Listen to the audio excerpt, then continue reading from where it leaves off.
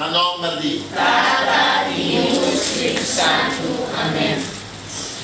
Papa Dios, Papa Deus, nós temos aqui nós temos agora pelo dia de hoje. pedir de Yahweh. Nós te pedimos, Papa Dios, Nós pedimos para Deus, para ajuda-nos, para ajuda-nos, para acompanhar-nos, para acompanhar-nos, para quedar conosco. para o que dá conosco. Papa Dios, Papa Deus, nós te pedimos, nós pedimos, ajuda-nos ajuda-nos a todo momento, a todo momento, quando nós recebemos, nós recebemos, nós possamos nós possamos, água água, junto conosco. conosco. Papa Dios, Papa Deus, danke, danke, para escolher-me, pastoremi, danke, Papa Dios, danke, Papa Deus, como mestre ajudar-me começa a ajudar-me, em minha vida. em minha vida.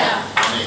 Amém. Nos trata Dá-me cheiro, o nome seja santificado, traga o reino vinho a nós, a vontade seja assim na terra como no cheiro.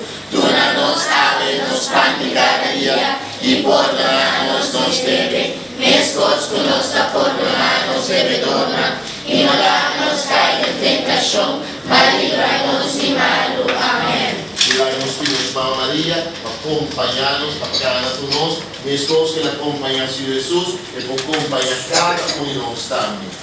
Esta comunidade, Maria, de graça, Senhor, da tua. Bota bendicionada em tu mulher, e fruta de tua barriga, Jesus é bendicionado. Santa Maria, Mãe de Deus, pede para nós pecadores, agora e na hora de nossa morte. Amém. Glória na Tata, Tata, na na Filho Ilha, e na no Espírito Espírito Santo, maneira da no começamento, agora e sempre, entre siglo de siglo. Amém. Glória na Tata, na Ilha, na Espírito Santo. Maneira da no começamento, agora e sempre, entre siglo de siglo.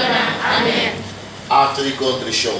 Dios de misericórdia, me libere como ficar, passou na minha recebo castigo, e mais tanto passou na minha ofendeu, o que me benechou de mais grande e imortalmente, me dá detestar tudo pecar, e me dá permitido mudança de graça, de brecha de vida, e não há se ficar nunca mais.